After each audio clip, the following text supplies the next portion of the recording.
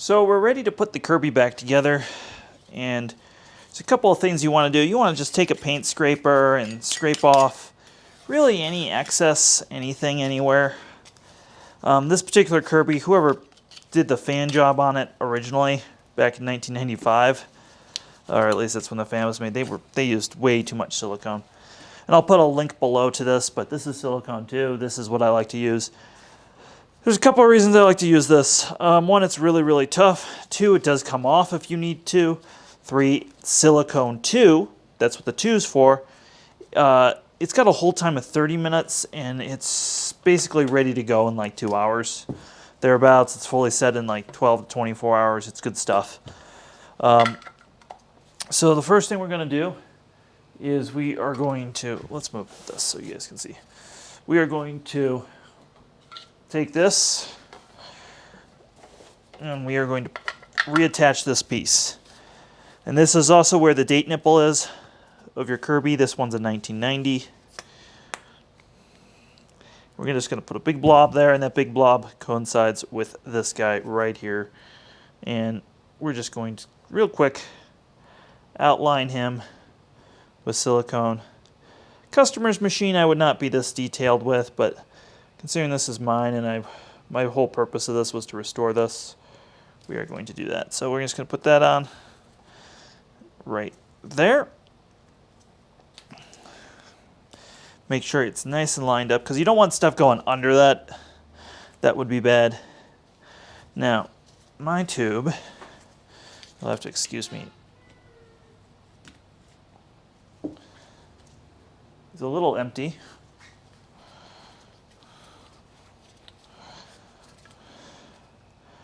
But we're just going to put a small bead of this around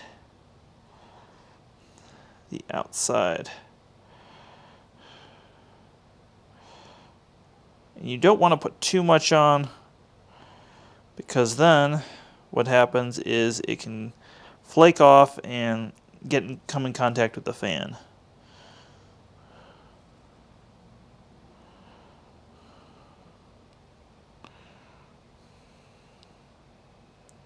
It's important to get both sides of this. There are some people who I've met some vacuum techs who think this is not an important thing to do. It is a very important part of your Kirby. Please do it. And you can see where it's hollow there. You'll need to just do a little bit of that right there. That's just to make it even. So when we put this on, you see I have the Kirby up on end. I'm going to put everything in there. Now you see how some of it is seeped up. We'll clean that up in just a minute. It is important to put the screws on before you clean any of that up. I'm looking for my screws. This guy. As you can see, the shorter ones can go in front. The taller ones will go in back. And you'll want to put the top frame on as well at this point. So let's do this, and then we'll do the...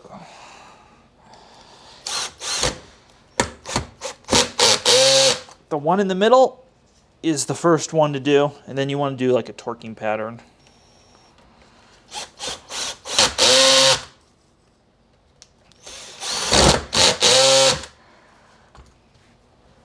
And let me find my chassis. So I have this off for other reasons, but he is getting important to put on. Otherwise, these screws have nothing to torque down on. Let's put that.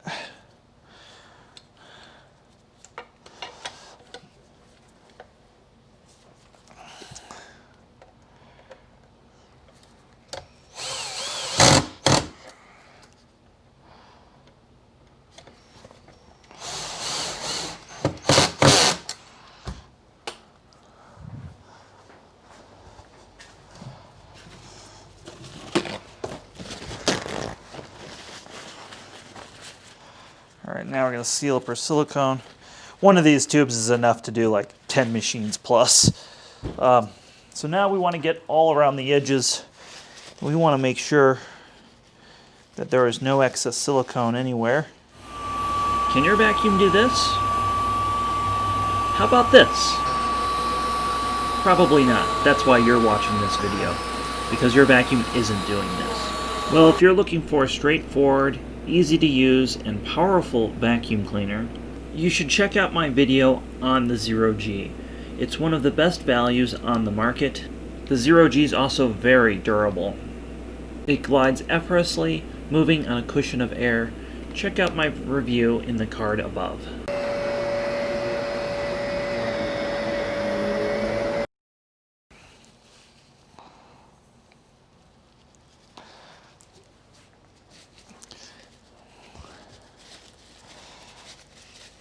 And as you're working, when you're done, throw away your gloves.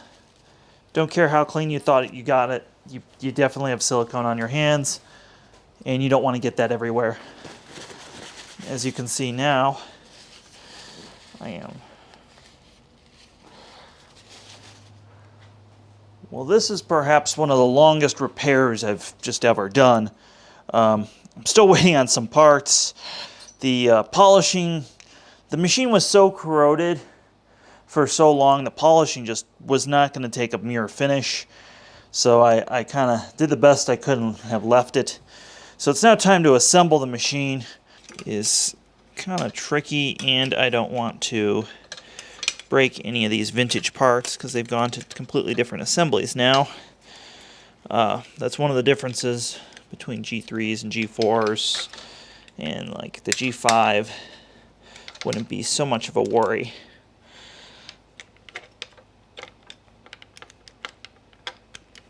All right, that's on there. And now I got to put this piece back in, which I said can be a Dickens. Now I'm going to put a microfiber here so I can lean the lid and not scratch it, hopefully. Something I always like to do is I always like to give this a little, just a little love, which will help hold things in place right there. And you best believe when you put these ones back in, we're going to be doing this.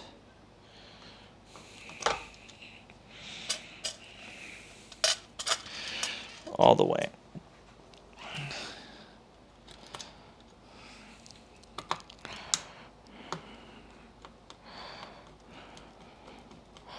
Get that guy in there first, and then I'll again, you'll do a torquing pattern.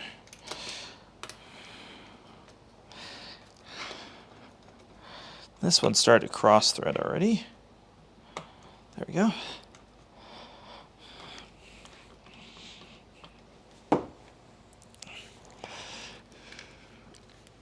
Gotta just make sure all that's in there. All that. Like so.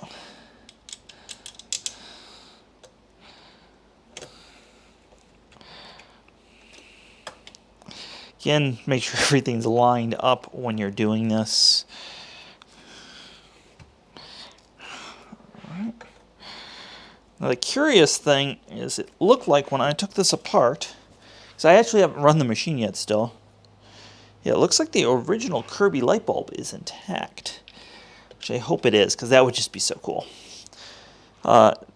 This is pretty good condition, despite everything.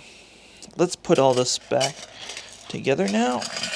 And there's screws here. And these screws you really got to be careful when you do. I mean, shit, 16 years ago when I started this, I say 16, it's probably longer than that now. Anyways, whenever I started wrenching on vacuums, folks, these would just crack randomly back then. And now it's been a long time, and ain't nobody want anything cracking. Well, we got that all back together. Now, I didn't put the headlight lens in the dishwasher. I thought it was way too sensitive for reasons we've already talked about, so I'm just trying to clean up what marks I can. It is cracked in some areas. There's some micro cracks in it, but I think that will have to suffice for our purposes.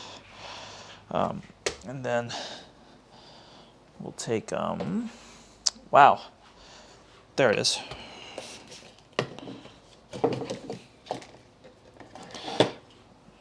Take some of this and try and clean this up a little bit.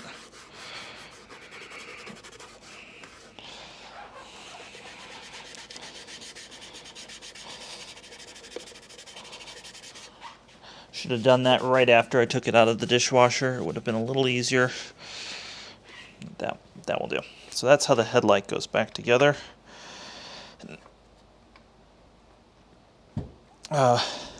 It's bugging me that the wheels aren't on there. It doesn't actually really matter when I put the wheels on, but it just keeps bugging me that they're not on there. But before I put the wheels on, there's a couple of things we're going to do.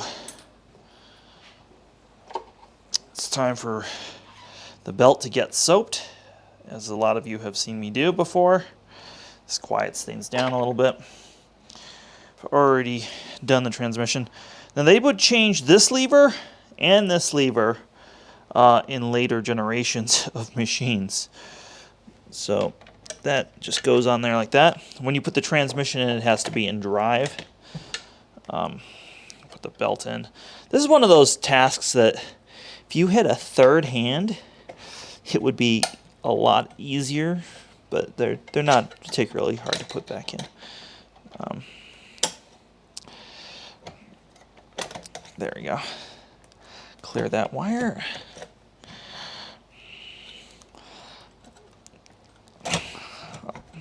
Get the belt in there. And now I got the lever in the wrong place. Like I said, it's just one of those things where there's a lot of little things you're just lining up all at once. And I just set over here. Aha. Or leave.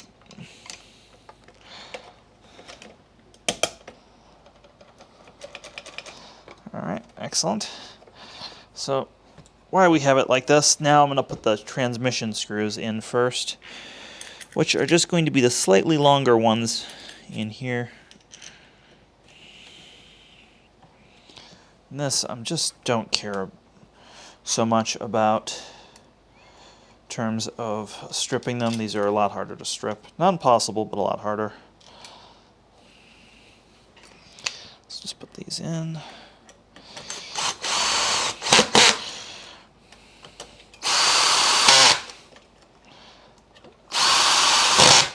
Excellent. Now I got the rear wheels on.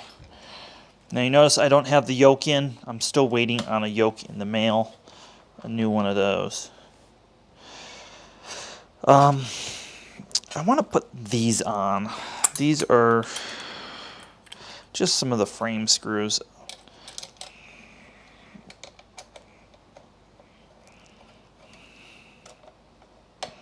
Start those by hand.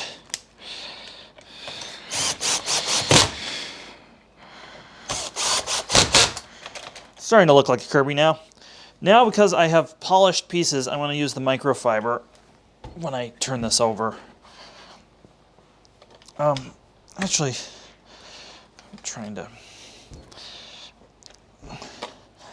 get this where you guys can see this if you see me being a little awkward, because I usually do this a little. So this guy and this guy and this spring, which somehow has no rust on it. I don't know how this spring doesn't have any rust on it. All need to be greased a little bit. And there doesn't need to be a whole lot of grease involved here. In fact, less is probably better for this situation. But you do need a thin coat just on these pieces here, like so. And then just a little bit on the spring itself as well. And again, I think that's why these don't rust, is because there's grease on them. So this all needs to be put back together. Again, I'm doing this backwards so that you all can see this at home. But don't try this at home, as I'm always saying in my videos. Alright, so that's on there. Now we have these guys, which are alright. There's a little bit of glue from whoever did that messy fan job. Move the grease. Get this stuff out of the way. Unfortunately, my main workbench, sometimes when things like this are apart, I need to do other repairs, so you'll see me occasionally have to move tools from then and stuff I didn't clean up from other things. So that goes on there. And there's no reason to grease or do anything else. You can kind of position the wheels kind of quasi-center. Center as a piece like this can be. Alright, next, you just want to take a drop of oil. If there's any oil left in my tri-flow here,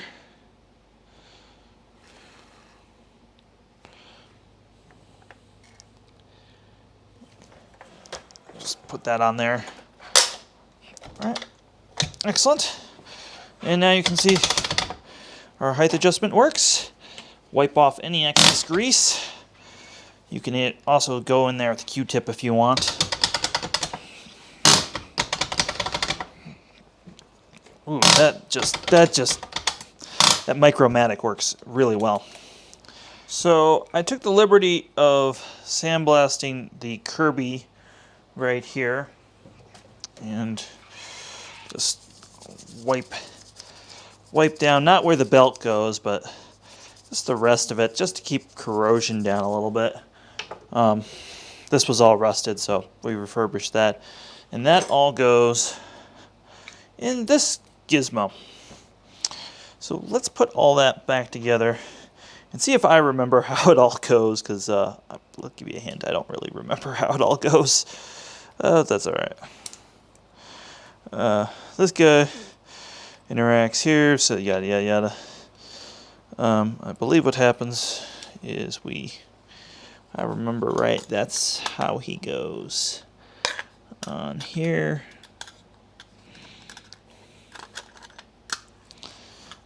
Oh, I'm doing it backwards. You gotta put this on first. Let's put this on how I know it goes. Oh, yes, yes, yes. I see what we're doing here. It all lines up. I don't know how well the camera can see this, but all this lines up in there. I'll try to show you what it looks like when I have it put back together, like so. And again, this is one of those things where a third hand would be pretty useful on a Kirby.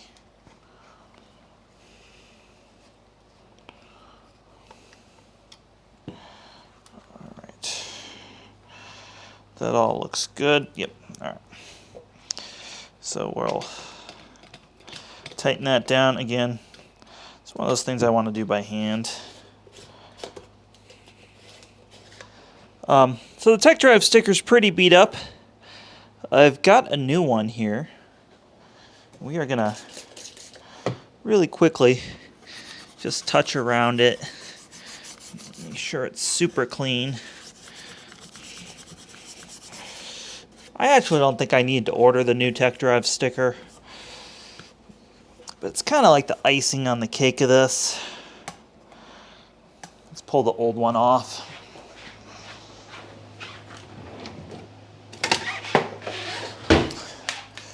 Let me use my helpful friend here, the heat gun.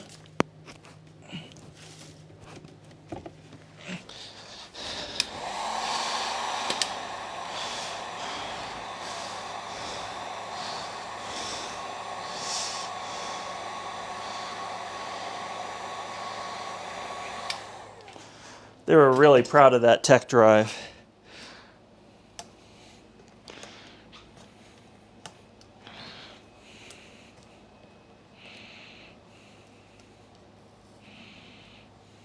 Pull him off. We got the new one. Set him aside there. Because I'm a sucker. Let's line the new one up.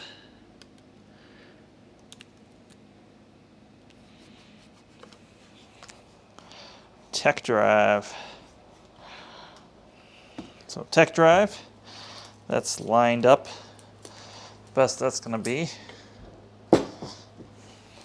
Now you might be wondering what this was in the corner of my bench.